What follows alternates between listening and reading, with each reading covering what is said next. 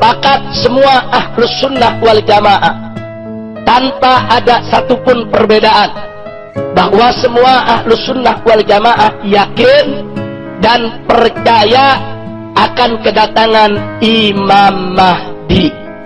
Tidak ada satupun dari kalangan ahlus sunnah yang menolak tentang kepastian kedatangan Imam Mahdi.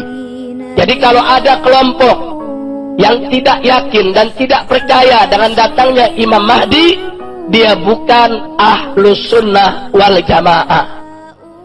Jadi Imam Mahdi ini kedatangannya sudah diberitakan oleh Nabi kita Sayyiduna Muhammad sallallahu alaihi wasallam melalui hadis-hadis mutawatir. Hadis yang disampaikan oleh para sahabat, tabi'in, tabi'in dengan jumlah yang banyak sampai kepada kita, sehingga tidak pantas lagi untuk diragukan kesahihannya karena derajatnya sudah mencapai tingkat tawatur. Nah, kemudian yang kedua, masih soal Imam Mahdi.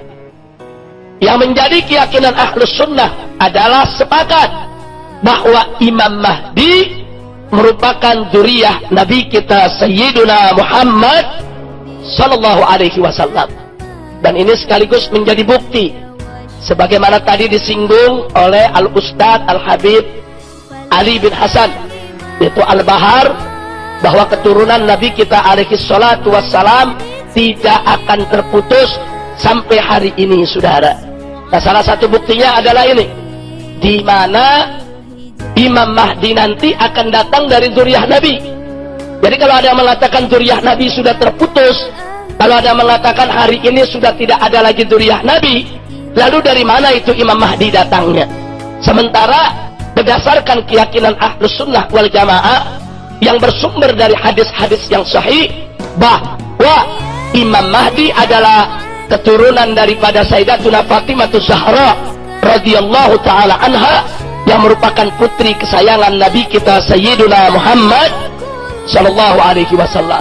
Nah, dari sini kita tahu kalau ada kelompok-kelompok yang mengakui seseorang sebagai Imam Mahdi padahal yang bersangkutan bukan zuriyah Nabi, kalau ada kelompok-kelompok yang mengklaim pimpinannya sebagai Imam Mahdi sebagaimana sering terjadi di zaman kita sekarang ini, ketahuilah bahwa mereka bukan ahlus sunnah wal jamaah.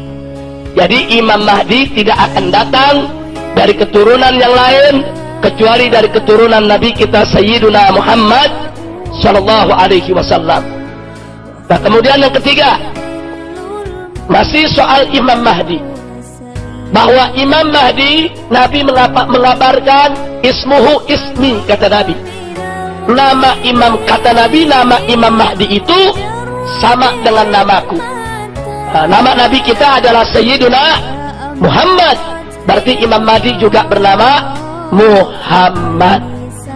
Nah, kemudian selanjutnya ciri ahlus sunnah seputar Imam Mahdi yang keempat, yang merupakan ciri ahlus sunnah wal jamaah yang ke-56, bahwa Imam Mahdi pasti akan memimpin dunia. Karena begitulah hadis yang datang dari Nabi. Imam Mahdi itu akan memimpin dunia, akan menegakkan khilafah. Ini suatu kepastian, merupakan dalailun nubuwah. Ini merupakan bagian daripada bukti kenabian Nabi kita Sayyiduna Muhammad sallallahu alaihi wasallam yang akan terbukti di kemudian hari. Manakala Imam Mahdi itu datang, dia akan melakukan tugasnya sebagaimana sudah ditetapkan oleh Allah Subhanahu wa taala, dan dia pasti akan memimpin dunia. Karena dalam satu hadis tegas Nabi mengatakan, akan datang dari keturunanku yang akan memimpin dunia dan memenuhi dunia dengan keadilan. Dia akan memimpin dunia Islam. Jadi semua umat Islam akan disatukan. Pada saat Imam Mahdi ini muncul, saudara, umat Islam dari berbagai macam kalangan semua akan bersatu, berjuang di bawah panjinya, insya Allah. Yang kelima, masih seputar Imam Mahdi.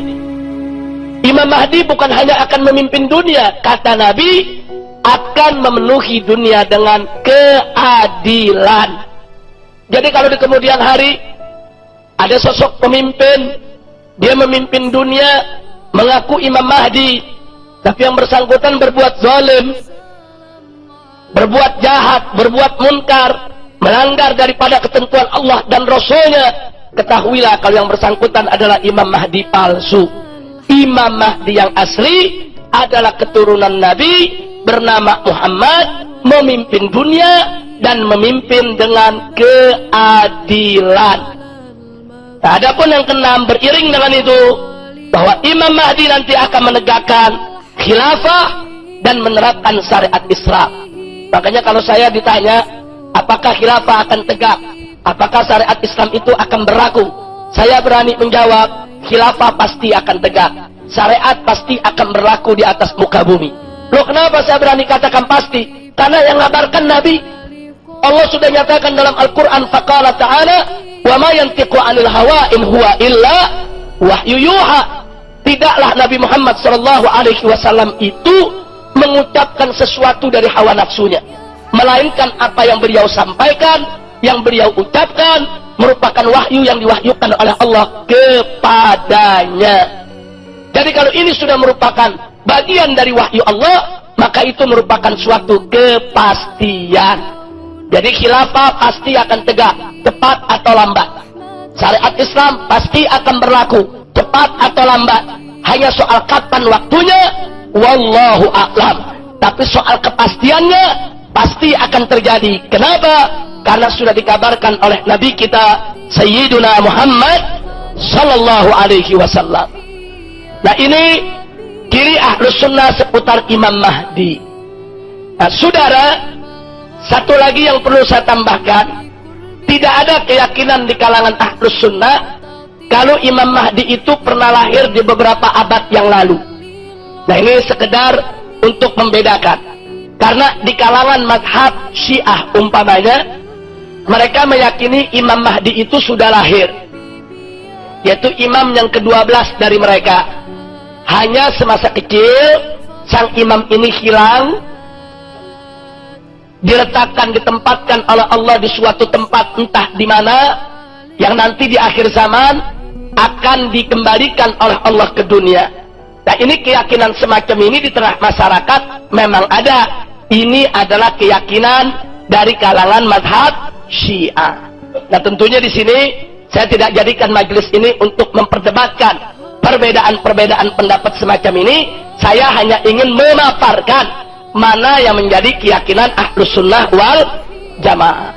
Jadi kalau keyakinan ada mengatakan bahwa Imam Mahdi adalah imam yang ke-12, sudah lahir, sekarang disimpan oleh Allah di satu tempat, nanti akan diturunkan, didatangkan oleh Allah untuk memimpin umat manusia, itu bukan pendapat Ahlus Sunnah wal Jamaah. Nah, ini saya perlu tekankan, tanpa harus kita memperdebatkan itu keyakinan daripada kalangan orang-orang Syiah, itu hak mereka untuk berkeyakinan.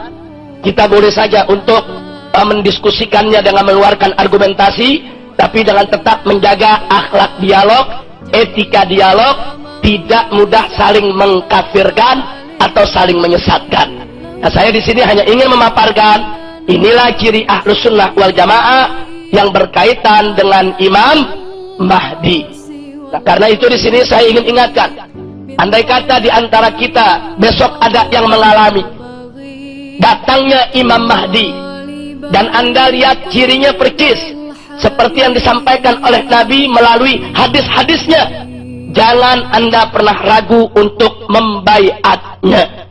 Sampai-sampai Nabi sudah kasih kabar, kalau kalian hidup mendapatkan Imam Mahdi datang, walaupun kalian harus merangkak, datang, temui, berikan baiat.